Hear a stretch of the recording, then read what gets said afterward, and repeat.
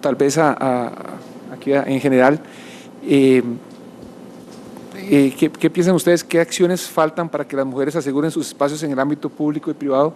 Estamos en una sociedad que está cambiando constantemente y creo que hay acciones que son necesarias para empoderar a las mujeres y darles espacio que va a estar ahí o que puede estar ahí. Entonces, ¿cuáles acciones creen ustedes que hacen falta para que las mujeres aseguren sus espacios en estos ámbitos? En general, no sé quién se apunta a contestar. Aquí me asusan. Creo, bueno, las acciones afirmativas son un instrumento importante porque y hay una discusión enorme en política. Por ejemplo, cómo hacer para reservar cupos para las mujeres. Yo creo que esta discusión de entre la meritocracia de las mujeres y las cuotas es una discusión no válida. Sin las cuotas no nos vuelven a ver.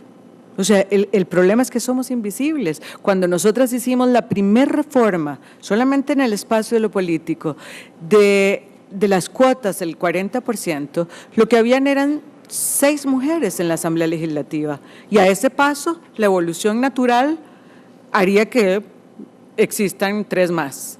La cuota dio una posibilidad de hacer una mirada distinta a las mujeres.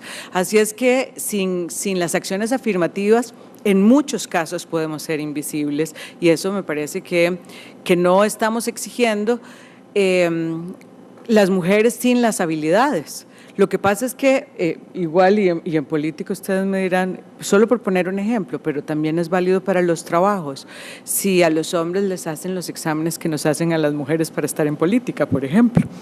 Es decir, ¿dónde se ha visto que se le exija tantas cosas a las mujeres? Yo recuerdo estando en la Defensoría de los Habitantes que en un gabinete que se conformaba, todos los ministros que aparecían eran hombres y entonces le hicimos la advertencia de que tenía que tener mujeres en el gabinete y dijo voy a constituir una comisión para introducir las mujeres. O sea, ¿dónde se compone una comisión para introducir las mujeres? Bueno, me parece que ahí hay un punto. La otra es, y yo creo que esto ya está muy construido, pero es creérsela. De verdad que a veces suena hasta en el mundo de lo privado, nosotras que estamos haciendo un gran esfuerzo por llevar el INAMO al espacio de lo privado y por eso hemos creado el sello de igualdad, que es un instrumento para que las empresas vean el valor de la competitividad de las mujeres, para que entiendan que somos el gran mercado emergente y que si no contratan a las mujeres, ¿quién les va a dar la lógica a las mujeres para ese mercado que está ahí colocado? Y estamos trabajando, hemos dejado de hablar de derechos humanos en el mundo de lo privado para cambiarlo por competitividad, digamos, estamos haciendo un gran esfuerzo por entender también el mundo de lo privado y de lo que las mujeres, mujerones y hombres están haciendo para ser cada vez más, digamos, igualitarios, competitivos, de incorporar a las mujeres y una se enfrenta a situaciones donde las mujeres son habilidosas y no se lo creen, no toman la palabra, se esconden detrás de los miedos y esto no se nace con eso, es una habilidad que se aprende y que nace cuando decimos nosotras despertamos las leonas que todas llevamos dentro y que podemos sacar. Por eso a veces digo que tal vez las que estamos sentadas en la mesa y que están allí sentadas lo han podido hacer solas, pero cuando no se puede hacer solas tienen que existir instrumentos jurídicos y instancias que capaciten, porque la historia a veces marca una mujer que haya sido agredida sexualmente, una mujer que haya sido violentada, que haya tenido violencia y que no lo maneje desde sacar su parte más positiva, sino lesionar su autoestima, necesita acciones distintas para colocarse en esos espacios. Y la otra, finalmente creo que hay que resignificar de nuevo de verdad lo femenino como un valor estratégico en todos los espacios. Hay una anécdota también de la Defensoría con ocasión de la discusión que tenía nuestro país con la inserción del país en el TLC y venía una manifestación que se notaba que iba a ser muy conflictiva y llamamos al ministro de Seguridad para decirle cómo va a garantizar usted que no exista violencia. Y él dijo, muy sencillo, voy a colocar a todas las mujeres policía al inicio de la manifestación. Y desde entonces hasta la fecha ha sido así. Y era muy sencillo, porque el significado de las mujeres es que no problematizan, que damos confianza. Digo, logró colocar todos los valores de lo femenino en un espacio donde lo resignificó y las puso de primeras. Y eso es una exigencia que tenemos que hacer día a día con todas las cosas que hemos ido extrayendo de nuestras experiencias personales y que significan la feminización de los poderes y los éxitos de una sociedad más nueva y diferente. Muchas gracias. ¿De Marta Iris?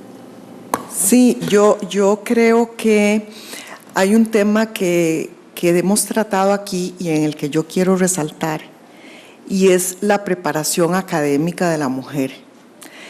Si nosotros queremos estar posicionadas, sí tenemos que estar acreditadas académicamente. Y lamentablemente, los programas universitarios dan pocas opciones para que una persona con la responsabilidad como la mía puedan incursionar y estudiar.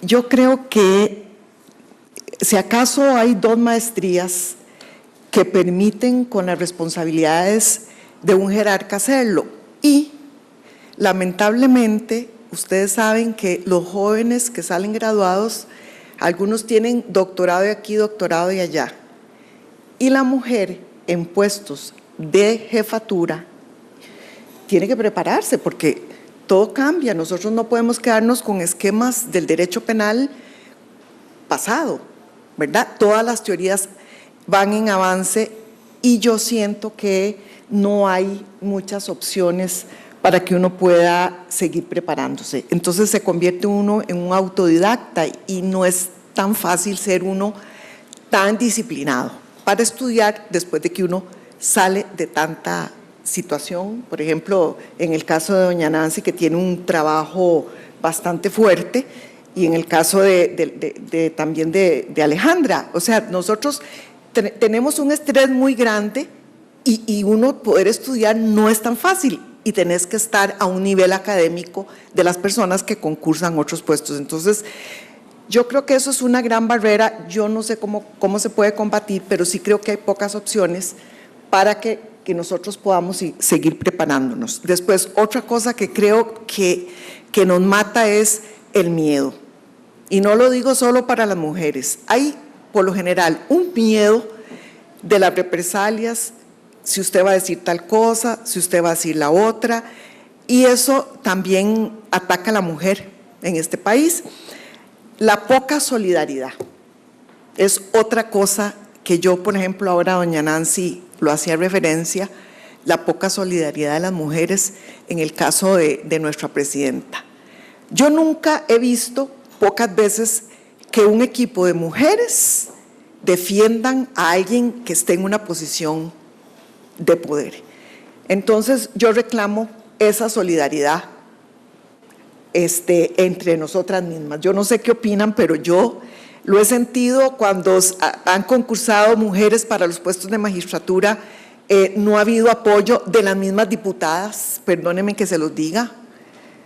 Las mismas diputadas de nuestra asamblea tampoco han apoyado mujeres con grandes currículos para ocupar los puestos de magistratura. Imagínense que en estos momentos la Corte tiene 5 mujeres, o sea, de 7 que habían, ahora quedaron 5.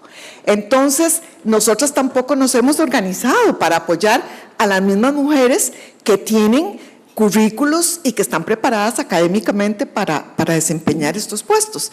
Entonces, sigue la violencia estructural.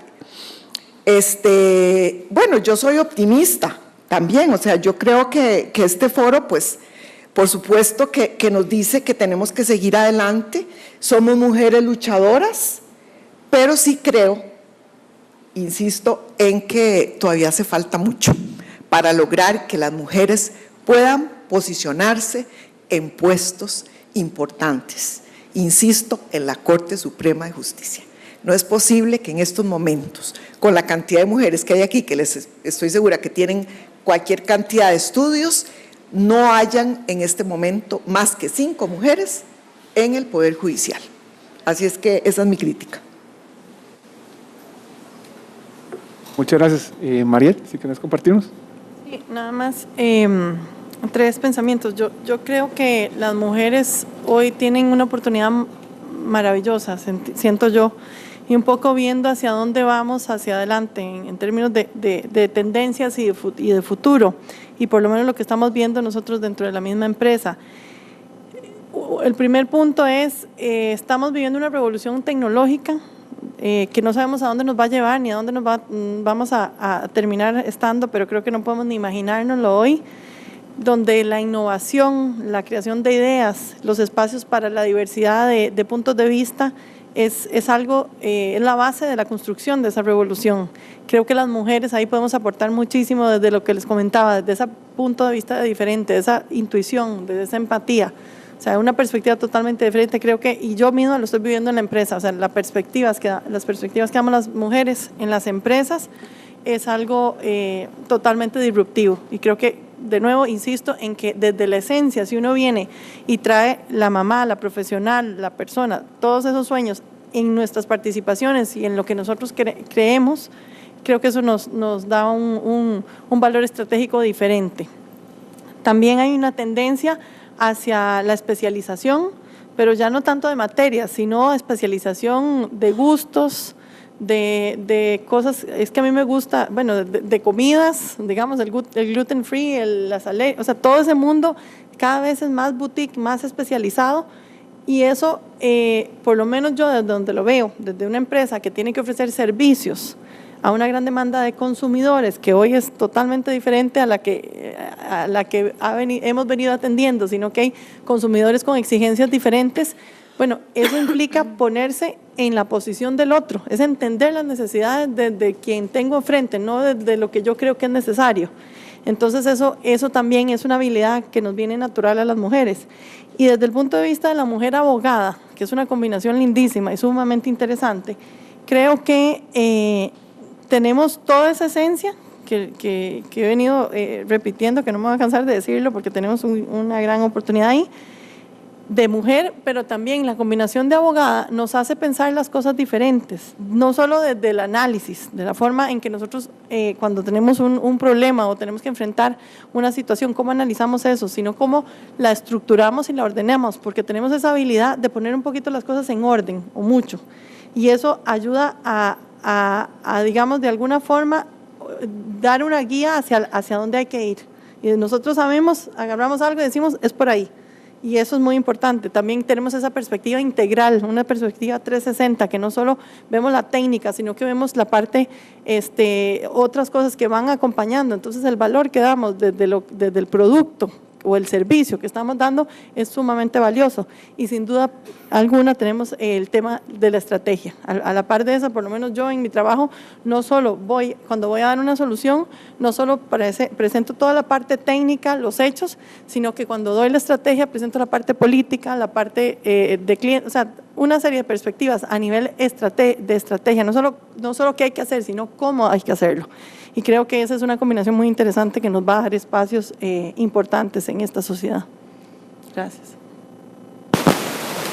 Muchísimas gracias. No sé si habrán otras preguntas. Sí. ¿Ahora?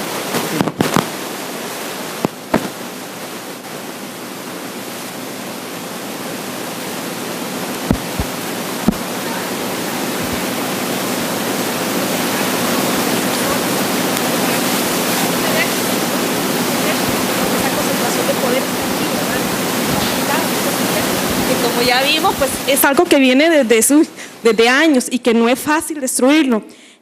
Bueno, con eso yo quería hacerles una pregunta a todos, porque yo pienso que esto se puede cambiar a través de la educación. Es muy importante educar con el enfoque de género, comenzando con el enfoque de derechos humanos, pero ¿cómo lo podemos hacer de manera interinstitucional? Porque digamos, yo trabajo con UNICEF, trabajo con niñas y niños en diferentes zonas rurales. Cuando llego allá me sorprendo cuando voy a las aulas y veo que se reproducen esos estereotipos de género, que aún en las aulas se canta el arroz con leche, que la literatura infantil es todo lo de princesas, ¿verdad? Entonces me preocupa todo eso, me preocupa ver también que en los currículos de los profesionales no hay nada con enfoque de derechos.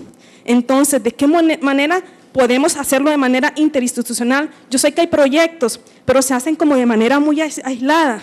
Es necesario que para que podamos trabajar en conjunto y esto sea significativo, como poder hacer una red completa, ¿verdad?, de todas las instituciones. Entonces, para consultarles si hay algo respecto a eso. Perfecto, muchísimas gracias. Y yo me comprometo que la próxima vez van a haber más hombres, así que no te preocupes. No sé qué, doña Nancy, tal vez, por el tema o en general. Sí, coincido con usted que el cambio tiene que ser cultural y para eso tiene que haber un cambio de chip. Yo lo que sí creo es que ya ese cambio de chip se está dando en las nuevas generaciones. Lo vivo, digamos, con mi hijo, que ya no está tan joven, tiene 19 años y con sus amigos, y ellos ya traen otro set de valores que para mí, que a mí me da esperanza. El tema de la educación no es lo mío, pero sí le puedo decir que para mí el derecho es un instrumento de cambio y que, tal y como lo dijo la ministra acá, se pueden meter acciones afirmativas para generar ese cambio. Solo en el caso de la política, para contarle el último caso que resolvió la Sala Constitucional, como dice Michelle Bachelet, si una mujer entra en la política, cambia la mujer, pero si muchas mujeres entran a la política, cambia la política. Resulta que había una barrera de acceso y al principio se pusieron unas cuotas del 40% que por supuesto fueron impugnadas porque a los hombres les parecía que era una barbaridad.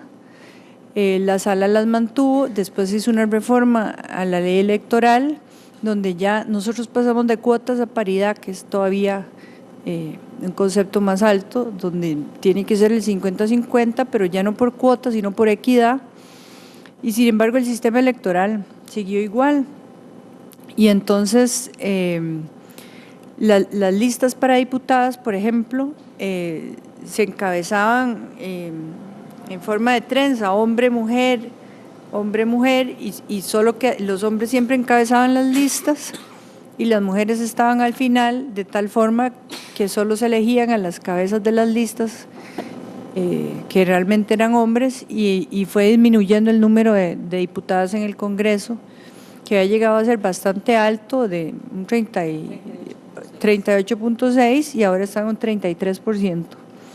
Y eso significó también un descenso en el número de magistradas. Nosotros llegamos a ser 8 y ahora somos 5, porque si la mujer no está incorporada a la política, las políticas públicas no van a tener perspectiva de género, y los órganos que se nombran y las leyes que salen desde la Asamblea Legislativa no van a tener esa perspectiva de género.